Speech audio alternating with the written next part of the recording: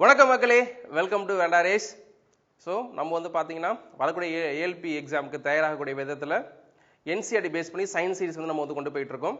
So இன்னைக்கு வந்து பார்த்தீங்கன்னா 7th ஒரு முக்கியமான லெசனாக இருக்கக்கூடிய மோஷன் அண்ட் டைம் அப்படிங்கிற டாபிக் தான் நம்ம வந்து பார்க்க போகிறோம். சரிங்களா? எஸ். ஸோ நம்மளுடைய வீடியோ வந்து பார்த்தீங்கன்னா உங்களுக்கு ரெகுலராக மதியம் வந்து சேரும். ஸோ மறக்காமல் அந்த வீடியோ வந்து பாருங்கள். அது மட்டும் இல்லாமல் நம்மளுடைய ரயில்வே சம்மந்தப்பட்ட எல்லா வீடியோஸும் நம்ம தனியாக பிளேலிஸ்ட் வந்து கிரியேட் பண்ணி வச்சுருக்கோம். அந்த பிளேலிஸ்ட்டும் கண்டிப்பாக வந்து பாருங்கள். ஏன்னா பிளேலிஸ்ட்டை வந்து ப்ரீவியஸ் இயர் கொஷின், அதுக்கப்புறம் பார்த்தீங்க அப்படின்னா ரீசனிங், இந்த மாதிரிலாம் தனியாக நம்ம பிரித்து வச்சுருக்கோம். அது மட்டும் இல்லாமல் நம்மளுடைய இந்த என்சிஆர்டி சீரிஸுமே வந்து பார்த்தீங்கன்னா பிளேலிஸ்ட் வந்து தனியாக போட்டு வச்சுருக்கோம். ஸோ பார்க்க மறந்தவங்க கண்டிப்பாக அந்த சீரிஸ் வந்து பாருங்கள். கண்டிப்பாக இந்த சீரிஸ் வந்து வரக்கூடிய ஏஎல்பி எக்ஸாமில் கிராக் பண்ணுறதுக்கு உங்களுக்கு வந்து ஹெல்ப்ஃபுல்லாக இருக்கும். சரிங்களா? எஸ். ஓகேப்பா. ஸோ இன்றைக்கி வந்து டே 21. இன்றைக்கான டாபிக் உள்ள போகிறதுக்கு முன்னாடி நம்மளுடைய வெண்டர்ஸில் வந்து பார்த்தீங்க அப்படின்னா 6th hour ப்ராக்டிஸ் ப்ரோக்ராம்ங்கிறது கொண்டு போயிட்டுருக்கோம்.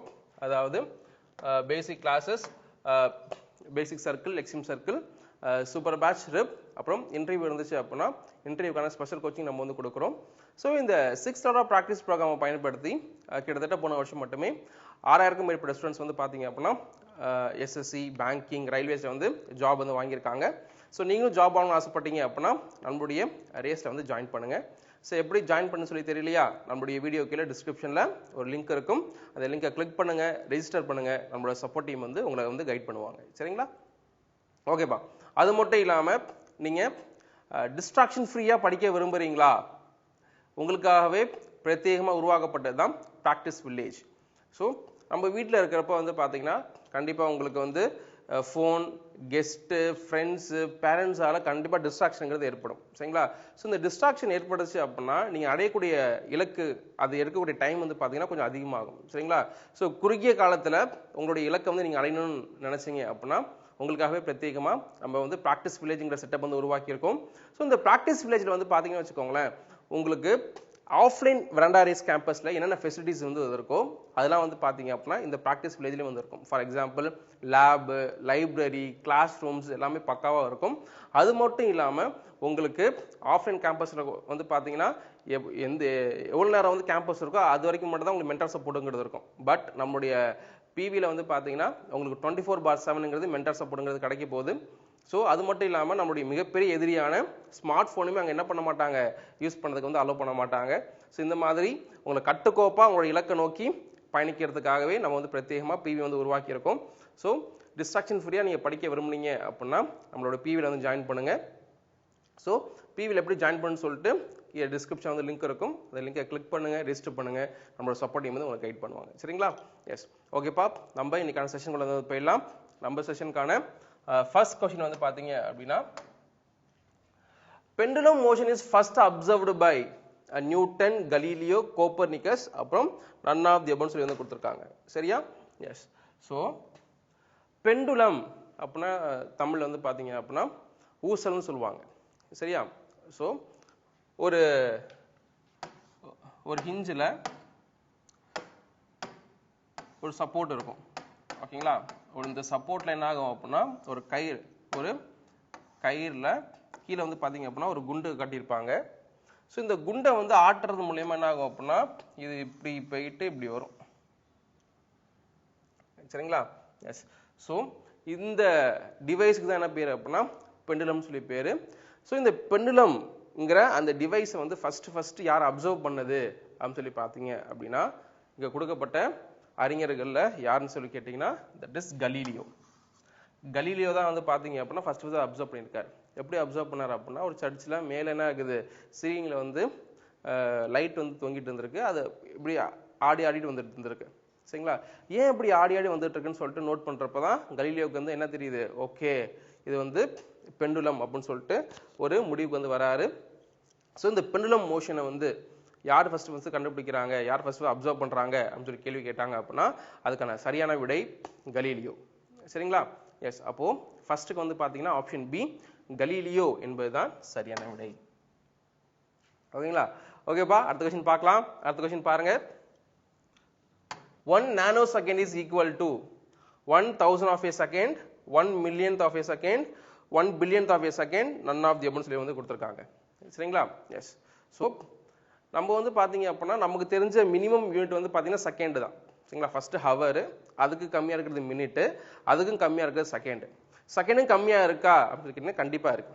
சரிங்களா? செகண்ட் கம்மியாக வந்து பார்த்தீங்க அப்படின்னா மைக்ரோ செகண்ட் அப்படின்னு சொல்லிட்டு இருக்கு. அப்புறம் நானோ செகண்ட் அப்படிலாம் இருக்கு. மைக்ரோ செகண்ட் அப்படின்னா 1 millionth of a second, அதான் வந்து பார்த்தீங்கன்னா மைக்ரோ செகண்ட் சொல்லுவாங்க. இதே நானோ செகண்டுங்கிறது என்ன அப்படின்னு சொல்லி பார்த்தீங்கன்னா 1 billionth of a second. சரிங்களா? ஒரு செகண்டை என்ன பண்ணுறீங்க, ஒரு பில்லியனால டிவைட் பண்ணீங்க அப்படின்னா வரக்கூடிய அந்த காலம் தான் வந்து பார்த்தீங்கன்னா நானோ செகண்ட் சொல்லுவாங்க. அந்த அளவுக்கு என்ன பண்ணலாம், நம்ம வந்து கீழே வந்து போயிட்டே இருக்கலாம். ஸோ அவங்க என்ன கேட்குறாங்க அப்படின்னா 1 நானோ செகண்ட் தான் என்னன்னு கேட்குறாங்க. சரியா? ஸோ 1 நானோ செகண்டுங்கிறது என்ன அப்படின்னு சொல்லி பார்த்தீங்கன்னா 1 billionth of a second. சரியா? எஸ். அப்போ 2க்கு வந்து பார்த்தீங்கன்னா option C 1 billionth of a second என்பது தான் சரியான விடை. ஓகேங்களா? ஓகேப்பா, அடுத்த கொஸ்டின் பார்க்கலாம். அடுத்த கொஸ்டின் பாருங்க. The normal unit of speed is, சரிங்களா?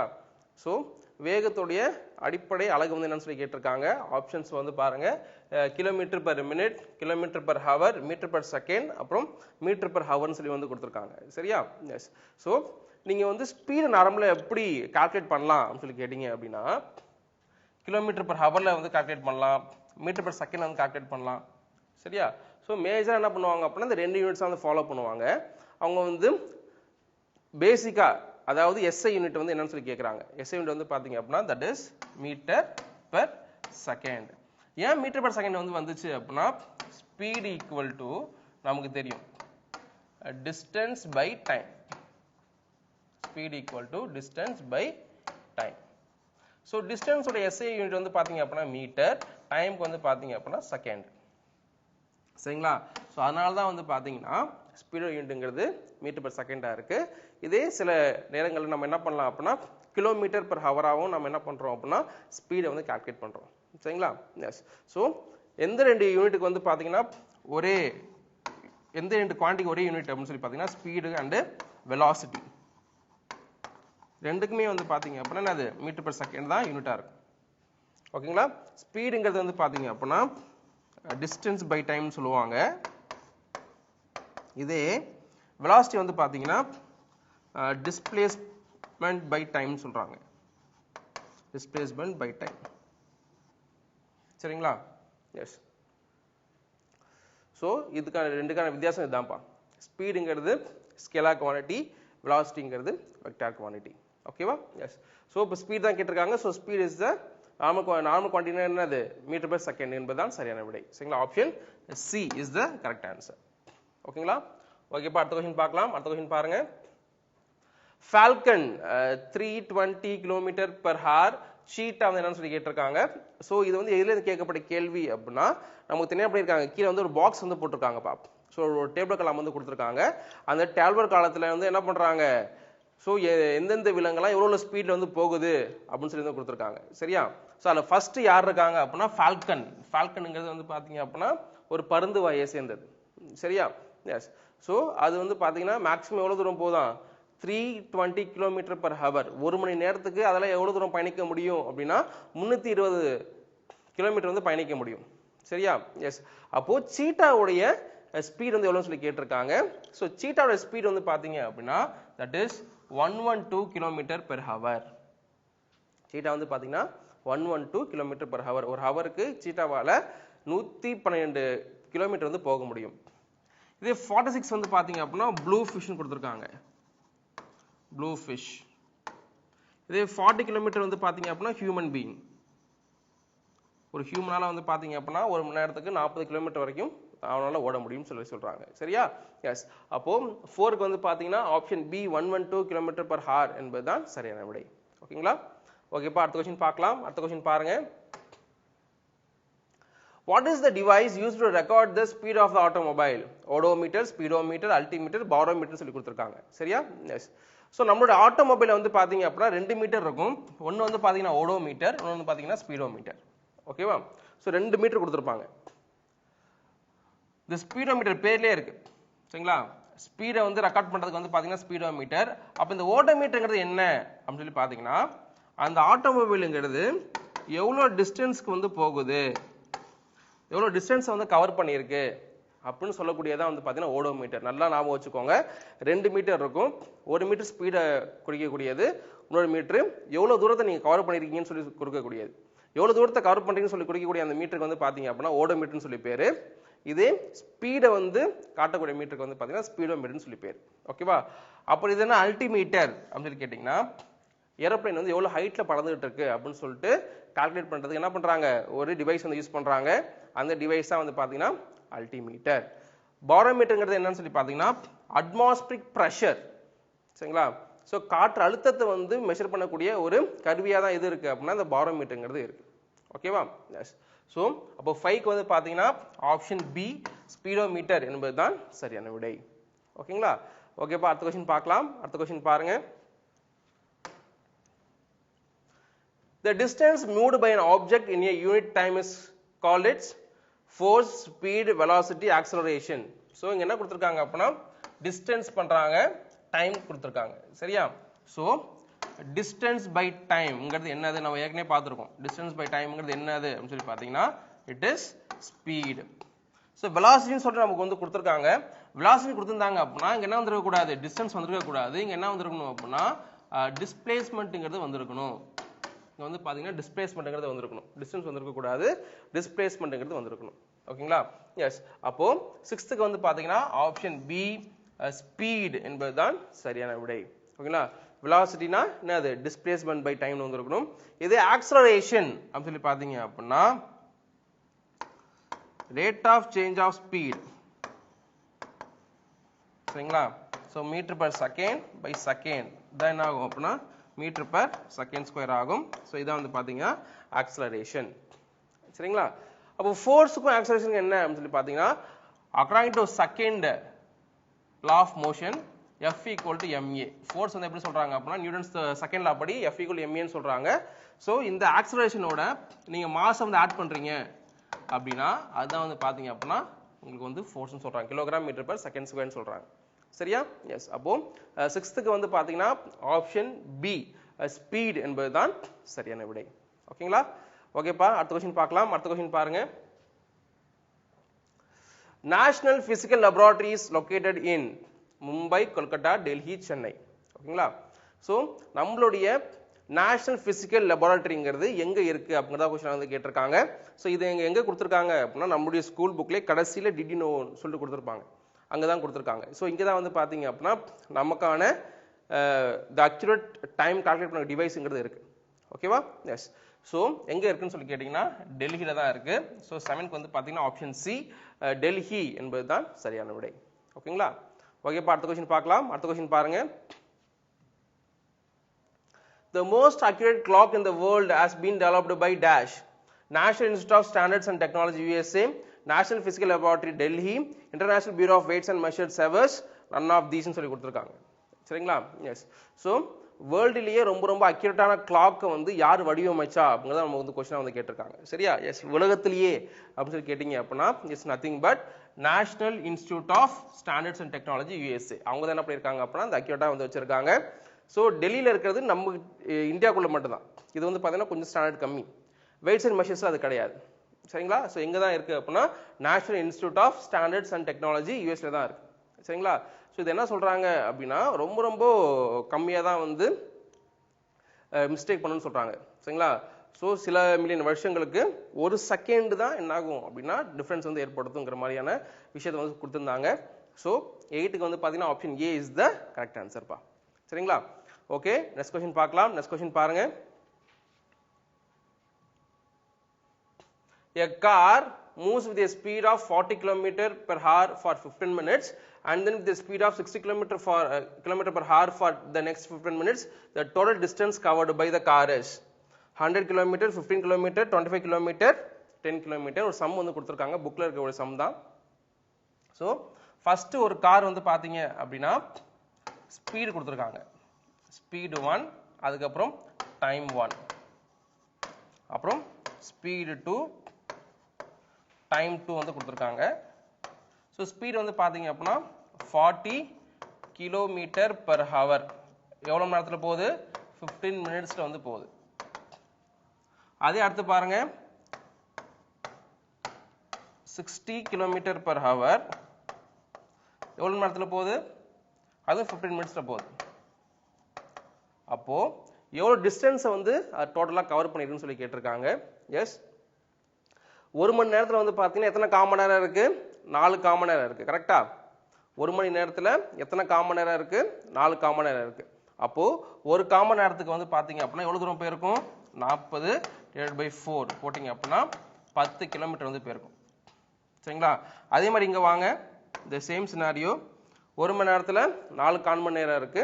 ஸோ என்ன பண்ணுங்க, 60 வந்து 4ஆல டிவைட் பண்ணீங்க அப்படின்னா உங்களுக்கு வந்து கிடைச்சிரும். அவங்க என்ன கேட்குறாங்க? டோட்டல் டிஸ்டன்ஸ் தான் கேட்குறாங்க. சரிங்களா? டோட்டல் டிஸ்டன்ஸ் வந்து பார்த்தீங்கன்னா 10 + 15 உங்களுக்கு வந்து பார்த்தீங்க அப்படின்னா 25 கிலோமீட்டருங்கிறது அந்த காருங்கிறது பயணிச்சிருக்கும். ஸோ 9க்கு வந்து பார்த்தீங்கன்னா ஆப்ஷன் சி 25 கிலோமீட்டர் என்பது தான் சரியான விடை. ரொம்ப சிம்பிள்ப்பா. இதுக்கெல்லாம் ஃபார்முலாலாம் போட்டுட்டு பண்ணிட்டு இருந்தீங்க அப்படின்னா பண்ணலாம், பட் டைம் எடுக்கும். பட் என்ன பண்ணலாம், ஈஸியாக பண்ணிடலாம். ஒரு மணி நேரத்துக்கு 4 காமன் நேரம், அப்போ ஒரு காமன் நேரத்துக்கு எவ்வளோ? சிம்பிள், அவ்வளோதான். சரியா? ஓகேப்பா, அடுத்த கொஸ்டின் பார்க்கலாம். அடுத்த கொஸ்டின் பாருங்க. In speedometer the units are in metre per second, kilometre per hour, kilometre per second, metre per minute. ரொம்ப ரொம்ப முக்கியமான ஒரு கொஸ்டின்.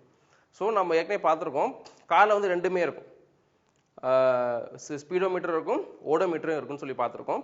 இதுல அந்த ஸ்பீடோமீட்டர்ல இருக்கக்கூடிய அந்த யூனிட்ங்கிறது எதுல கொடுத்துருப்பாங்க அப்படிங்கறத நம்ம வந்து கொஸ்டினா கேட்டிருக்காங்க. எதுல கொடுத்துருப்பாங்க அப்படின்னு கேட்டீங்கன்னா கிலோமீட்டர் per ஹவர்ல தான் கொடுத்துருப்பாங்க. கிலோமீட்டர் per ஹவர்ல தான் வந்து கொடுத்துருப்பாங்க. சரியா? எஸ். அப்போ 10க்கு வந்து பாத்தீங்கன்னா option B kilometre per hour என்பதுதான் சரியான விடை. ஓகேங்களா? ஓகேப்பா, அடுத்த கொஸ்டின் பார்க்கலாம். அடுத்த கொஸ்டின் பாருங்க. The distance between two stations is 240 km. A train takes 4 hours to cover this distance. Calculate the speed of the train சொல்லி கொடுத்திருக்காங்க. சரியா? a simple question தான்ப்பா. சோ என்ன கேக்குறாங்க? ஸ்பீட் கேக்குறாங்க. சோ ஸ்பீட் ஈக்குவல் டு நமக்கு என்ன ஃபார்முலா?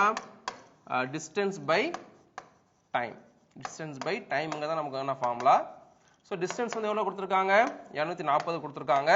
டைம் வந்து பாத்தீங்க அப்படினா 4 hours வந்து கொடுத்திருக்காங்க. சரிங்களா? சோ அதுக்கு முன்னாடி நீங்க பார்க்க வேண்டியது எதுல இருக்கு? கிலோமீட்டர்ல இருக்கு, இது ஹவர்ல இருக்கு. நமக்கான ஆப்ஷன்ஸுமே வந்து பாத்தீங்கன்னா கிலோமீட்டர் per ஹவர்ல தான் கொடுத்திருக்காங்க. சோ நம்ம என்ன பண்ண தேவையில்ல, யூனிட்ஸ் வந்து சேஞ்ச் பண்ணணும்னு சொல்ற அவசியம் கிடையாது. டாக்டர் நம்ம என்ன பண்ணிடலாம், கிலோமீட்டர் per ஹவர்லயே வந்து போட்டுடலாம்.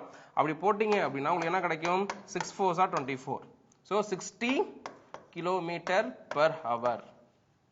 ஒரு மணி நேரத்துக்கு 60 கிலோமீட்டர் வேகத்துல என்ன பண்ணிருக்கும், இந்த ட்ரெயினுங்கிறது போயிருக்கும். சோ 11க்கு வந்து பாத்தீங்கன்னா option B 60 kilometre per hour என்பதுதான் சரியான விடை. ஓகேங்களா? ஓகேப்பா, அடுத்த கொஸ்டின் பார்க்கலாம். அடுத்த கொஸ்டின் பாருங்க.